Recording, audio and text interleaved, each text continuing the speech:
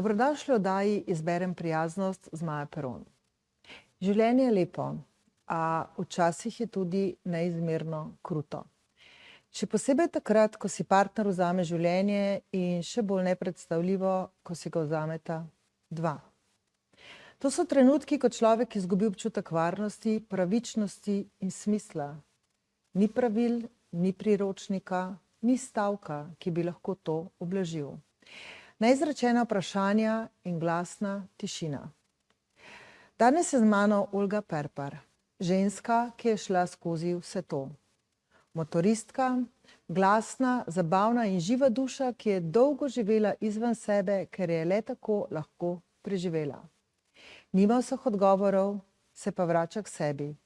Pristno, pogumno in brez filtrov. Olga, lepo pozdravljena.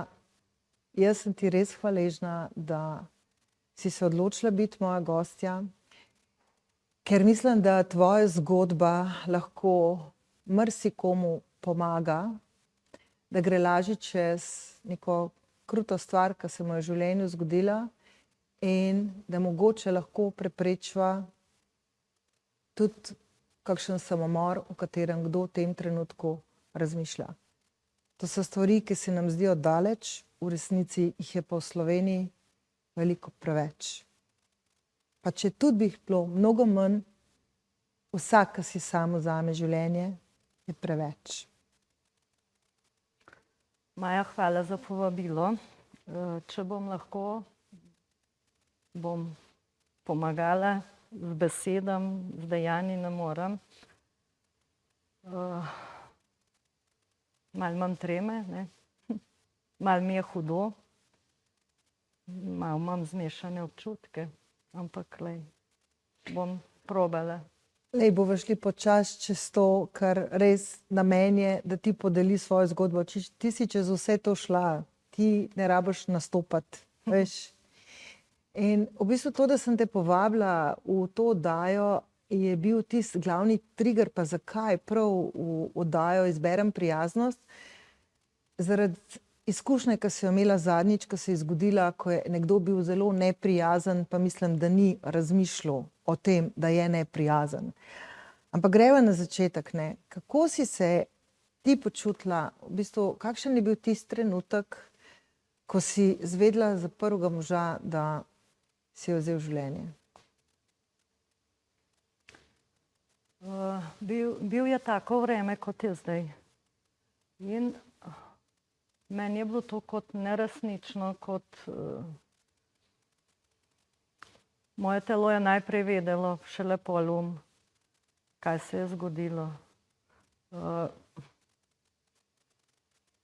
Ko se zjutraj vstaneš in zraven sebe ne vidiš tisto, kar bi mogel videti, in ko te neka sila vleče po hiši, dol, gor, kje, in te točno pripelje tja, kjer zagledaš nekoga, ki sta si ustvarila življenje, si naredila hišo, da bova živela v miru in blaginji. In ne vem, to se ne da povedati z besedami. To tisti, ki to ni doživel, težko razume. To lahko samo tisti ve, kaj preživljaš, ko ti tla pod nogami, zgubljaš tla pod nogami. Misliš, da nisi ti, da je nekdo drug, da so to sanje, da je to film, da najprej šok, šele pol bolečina, telo gre po svoje, misli po svoje, ljudje, ki nekaj govorijo, ki jih ne razumeš, pridejo zdravniki, te nafilajo, samo da boš miren, da boš, ne. Ti si imela, se pravi, ko se je prvič to zgodilo, si bila na pomirjevalih, a ne? So ti dali pomirjevala? Takrat so mi dali pomirjevala že tisti moment, ko so ko so prišli in sem bila 3-4 dni non-stop tako da se zelo malo spomnim po odlomkih, kaj se je dogajalo. Tudi pogreba in vse to, se mi zdi, da je šlo to, ne vem, to so bile kot nekakšne sanje, neresnično. Pa kdaj pa se spomniš, v bistvu, kdaj je prišel tisti trenutek, ko si prvič res dojela, kaj se je zgodilo? Prvič, seveda, takrat so bili ljudje okoli meni, joj, pa ne Boga, pa gor, pa dol, pa sej bo boljš, sej ne veš, zakaj je to prav, mogoče je tako prav, mogoče to, mogoče ono. Če boš kaj rabila, smo tukaj, če lahko pokličeš.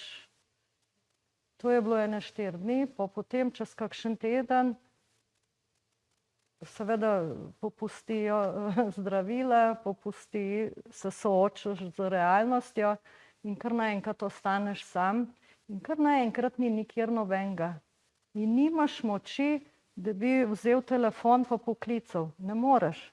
Ne moreš niti govoriti, niti za moment si misliš, ja, sej najboljš, ja, tako narediš, pa greš, pa je vsega rešen. Ne vem, mislim, da je kar trajalo 1 teden, 14 dni, ko sem prvi dojela, kaj se je sploh zgodilo. In kakšna vprašanja se pojavljajo? Si imela, ne vem, kaj ti je bilo tisto najtežje? Najtežje mi je bilo, kaj je rekel, kaj je prišel, je rekel, jaz sem zaključil z delom, jaz ne bom več delal. Takrat bi mogla začutiti, kaj, mislim, bi mogla najbrž vedeti, zakaj je to rekel, ne. On je dobesedno mislil, ne bom več delal, ne bom. Jaz sem pa mislila, aha, zdaj ne bo več delal, ne, in pač bo pa jutri ali pa pojutrišnjem. Če bi mu lahko pomagala, ne vem, če lahko to. Pa si imela občutek krivde, recimo, si se spraševala, kaj ti je bilo to, ta neodgovorjena vprašanja, ki so ostala? Krivda nisem čutila se krivo, ampak sem razmišljala, ker je bil šofer, ne, ker je vozil, da bi mogoče lahko preprečila, da ne bi vozil, ne. Mislim, da bi vozil po Sloveniji, ne pa Rusijo, pa tam. Ampak jaz še danes ne vem, kaj se je tam dogajalo. To se pravi, so tista vprašanja, ki ostanejo, ne? Takrat sem nekaj spraševala in so rekli, naj ne sprašujem, naj bo tako, kot je, da ne vem. Ampak v bistvu tako, ne, koliko so veš, vedno, kadar se nekaj takega zgodi in žal se čist prevečkrat zgodi, ne veš, kaj bi rekel človeku, ki je vstal, ne, se pravi, ki je blizu nekomu, ki si je vzel življenje, ne. Kako si ti takrat doživljala ljudi okrog sebe, a veš, kaj si pričakovala od njih, kako bi ti lahko oni bolj pomagali, ali, a veš? Najbolj pomagaš, če si tiho in če si tam, če si zraven in sam tišina in sam poslušaš, kaj ti govori. Da nič ne sprašuješ, zakaj, kaj, s tem najbolj pomagaš. Da si tam pa, da si tiho. Se pravi, da nekdo pri tebi in ti dejansko drži prostor, Ja, in da te posluša. da nisi sama. Da nisi sam. Pa ti je bilo takrat do tega, da govoriš? Ne. Se pravi, si rabila Takrat nisem mogla govoriti nič. In sploh mislim, da sem bila nekaj časa. Sploh ne vem, kdo je bil takrat z mano. Pravi, meni je bilo to kot v filmu. Ampak potem v bistvu, ne, ko je minil nekaj mesecev, si ti se vrnila v normalno življenje, Ja. ne? Ja. In dejansko si začela zelo aktivno živeti, ne? Ja, najprej sem službo zamenjala, potem sem imela prijateljico, pa prijatelja, mož pa žena sta bila, ki sta me obiskvala takrat in sta rekla, da ne smem biti toliko v hiši, da moram ven in sta me vzela na motor. In me je enkrat prijateljica peljala z motorjem, enkrat pa njen mož. In potem je rekla, sta rekla, kaj pa, če bi šla ti delati izpit za motor, pa veš, midva tudi ne bova imela časa. In sem šla potem delati izpit za motor. In to je mene v bistvu ven potegnilo, da sem šla z motorjem, ker na motorju moraš biti priseben, fiksno, tako ne smeš nič drugega razmišljati, kot samo, kje boš peljal, kako boš peljal, moraš biti skoncentriran na cesto. In to je meni pomagalo, da sem malo preusmerila misli, pa da sem malo pozabila, kaj... In potem je bilo seveda cel kup težav in postopkov, ki zraven tega pridejo. Ja, zmeraj kam prideš, pa ti rečejo, aha, kaj je pa bilo, zakaj pa? Vedno me je nekdo spomnil, da se je nekaj zgodilo, da je nekje nekdo. In potem si ti poštimala življenje, ratal ti je dober, spoznala si novega partnerja, ne, po mnogo letih. Ja, po nekaj cajta sem bila sama, potem sem pa preko motorizma spoznala partnerja,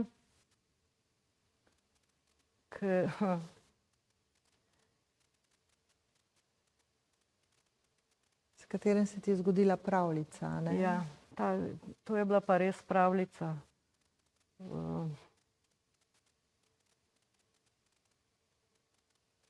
Dejansko sta se čutila, verjela si, da sta si zgradila neko novo življenje, lepo vam je bilo, ne? In potem se ti še enkrat ponovila zgodba. Ja, in potem je moj partner se preselil k meni v moje stanovanje in sva živela res pravljico. Čez kake 2 leti opazim, da je drugačno obnašanje mojega partnerja. In sem rekla, da mi ne boš kdaj naredil to, kar mi je moj mož. In moj partner v mojemu partnerju sem videla mojega moža. In moj partner mi je po 7 letih isto naredil, kot moj mož. Samomor.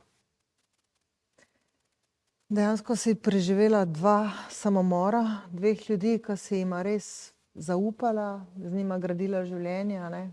Ja. Kaj je bilo, ko se ti je ta drugič podaril svet? Kaj si naredila drugače kot prvič? Ko sem ta drugič postala, ko se mi je ta drugič partner naredil samomor, sem najprej, isti postopek, pridejo zdravniki, sem najprej odklonila pomirjevala. Sem rekla, da ne maram pomirjeval, da bom pač, da moram jaz se s tem soočiti. Da je to že ta drugič in da ne maram nobenih pomirjeval. Moram priznati, da sem nekako nisem dojela takoj. Drugemu partnerju sem čez ene 2-3 dni ugotovila, šele je prišlo do mene, do živega, se reče, kaj se je v bistvu zgodilo. In sem šla ponovno isti postopek kot pri prvem. Oli, zdaj bi pa naredili midve eno kratko pavzico, pa sva z vami čez par minut.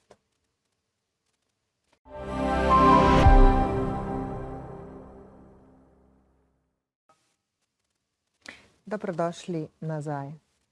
Oli, mislim, da sem midva zdaj nekako povedali tisti zate najtežji del. Pa greva naprej, kaj se je potem zgodilo, se pravi po drugem pogrebu? Kako si se ti potem dejansko vrnila v to normalno življenje oziroma to, kar si ti v tistem trenutku verjela, da je normalno življenje? Kaj se je začelo potem dogajati s tabo? Po pogrebu, pol sem šla v službo, pol sem mislila že, zdaj sem se povrnila v normalno življenje. Ful sem se družila, ful sem iskala prijateljice, prijatelje, povsod me je bilo dosti. Ker sem tako zapolnila praznino noter, ker skozi mi je nekaj manjkalo. Partner mi je pustil psa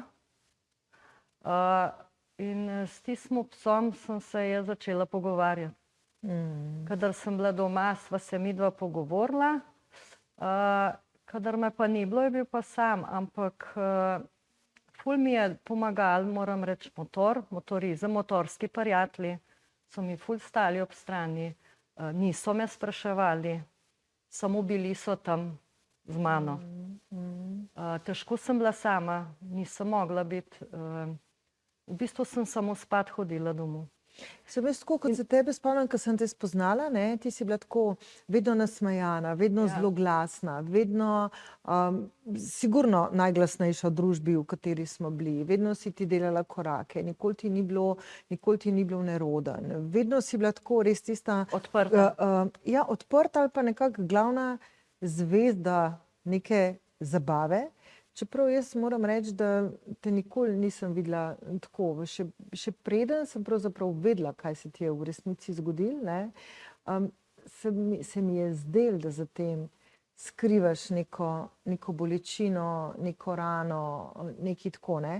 Ampak tako, kot smo se mi že pogovarjali, to je bil zate način, da si lahko preživela. Da sem lahko preživela te hude dneve. Žurali smo in ko sem žurala, ko smo se veselili, smo tudi popili, smo tudi kadili in tako sem jaz nekako lažje, saj veš, malo spiješ in ti je nekako lažje čez te travme, ne. Potem se zbudiš, te začne zopet tiščati. In spet nekaj narediš, spet greš ven, spet greš med prijatelji. V bistvu se ti mora skozi nekaj dogajati, da si skozi v akciji, da nimaš časa razmišljati. Potem pa je nastopila korona.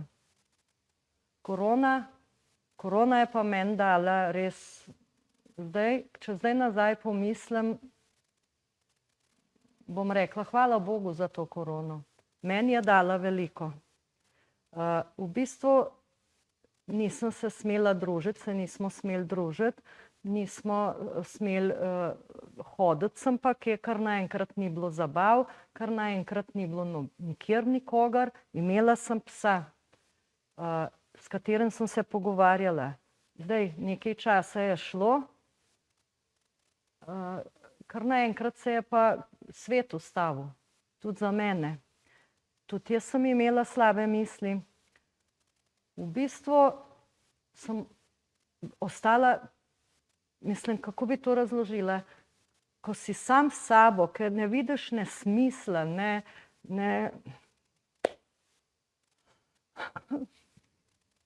Takrat si se dejansko prvič srečala sama s sabo Ja. in bila prvič soočena, ne, s tem, kar se je v resnici Kaj se je zgodilo. sploh meni zgodilo.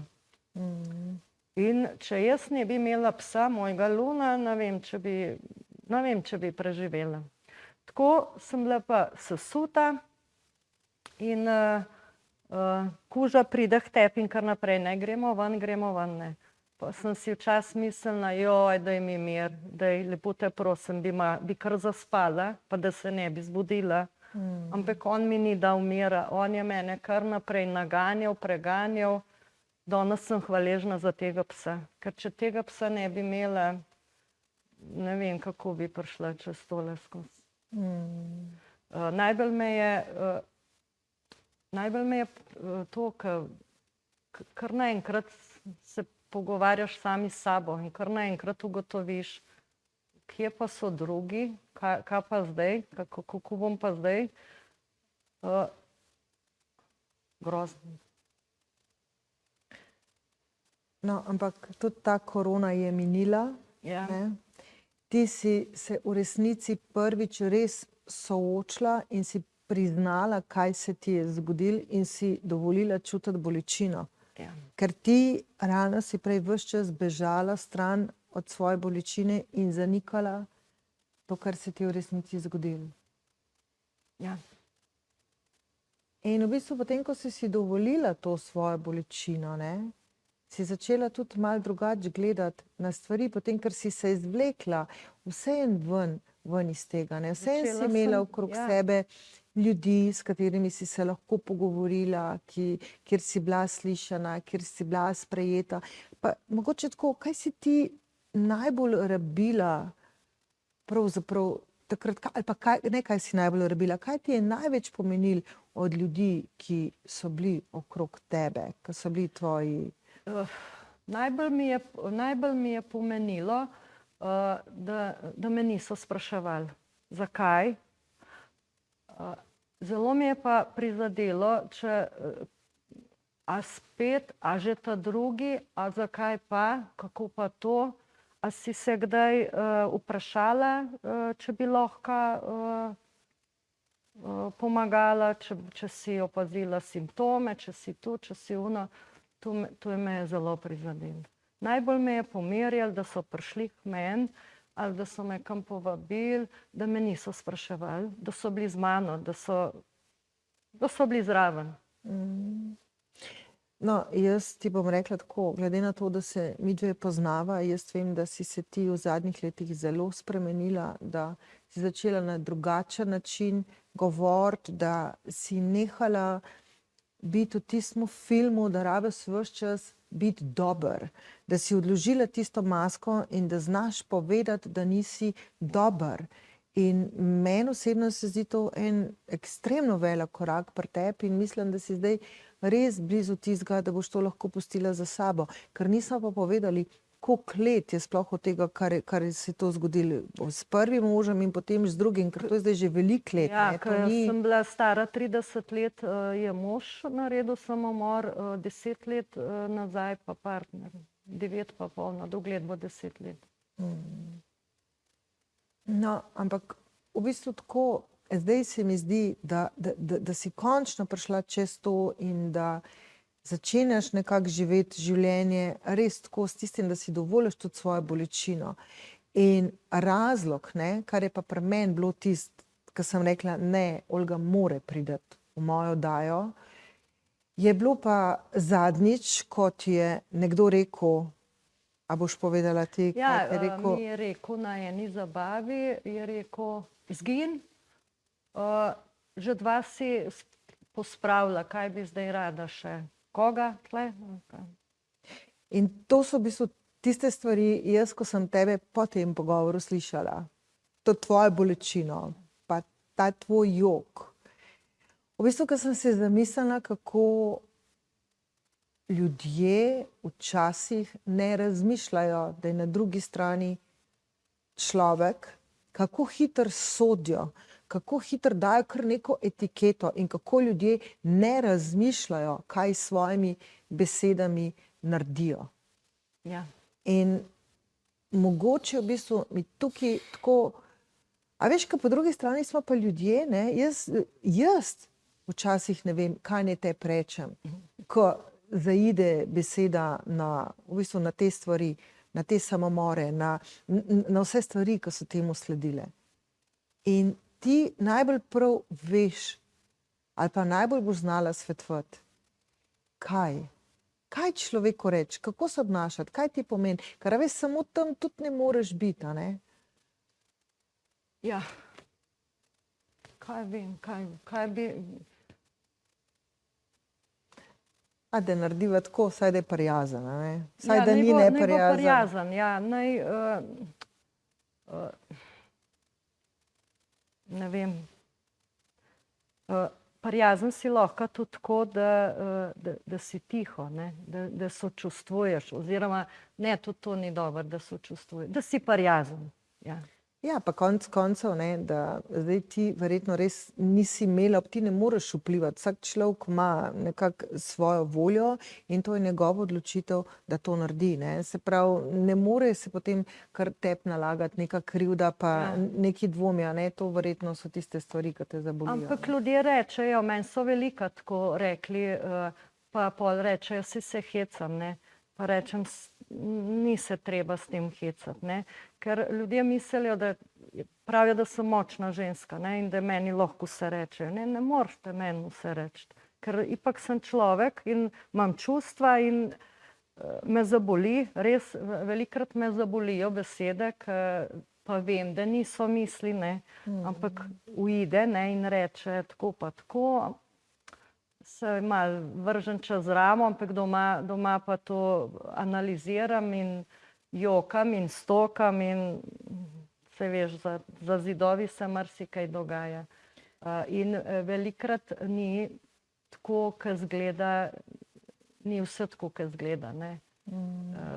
Veliko teže nosim, tudi tako, ko smo kje, ne, pa je veselo, pa ta se poroči, pa on rodi, pa tako, zelo slabo počutim. Ampak ne pokažem, ne. Moram biti vedno nasmejana in dobre volje. Ne, niti treba biti toga. Niti treba biti. Lahko si tudi slabe volje, lahko si tudi žalostna, lahko se zjokaš in lahko tudi koga pošleš v tri krasne, mirno in brez kančka slabe vesti, ne. Jaz mislim, da si ti kar od te svoje moči, ali pa bom rekla tako, utrujena biti močna. In dej povej v bistvu tako, če naj slučajno gleda nekdo, ki se mu življenje zdi tako, da razmišlja o tem, da bi si življenje vzel.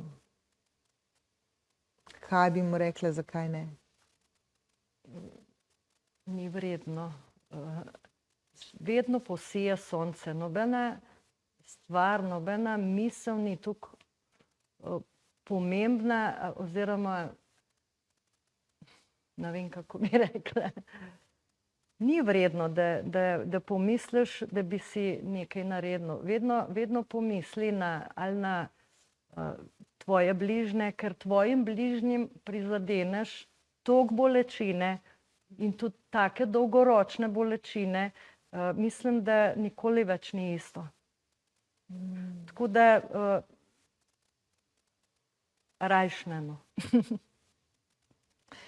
Ne vem, če se zdaj tole najino oddajo pripeljali do konca, lahko bi še dolgo časa govorili. Olga, jaz se ti res iskreno zahvaljujem, da si imela toliko poguma, da si prišla svojo izkušnjo deliti z drugimi ljudmi in z mano. In res ti želim in res iz srca verjamem, da tebe čakajo te lepi trenutki in tudi nekdo, s komer boš res srečna in ob katerem se boš počutila varno. Hvala, Maja, za povabilo. Od začetka mi je bilo težko, da bom težko govorila. Sem pa vesela, no, da to je moj prvi intervju in res hvala od srca. Jaz bom zelo vesela, ko bom tebe videla, da delaš pogovore in da imaš kakšno predavanje za ljudi, ker te zelo, zelo rabijo. Vam, dragi gledalci, pa želim, da ostanete prijazni in ko se vam zdi življenje res neznosno, dajte takrat majčkeno stisniti, narediti še en korak naprej, ker stvari se res obrnejo drugače.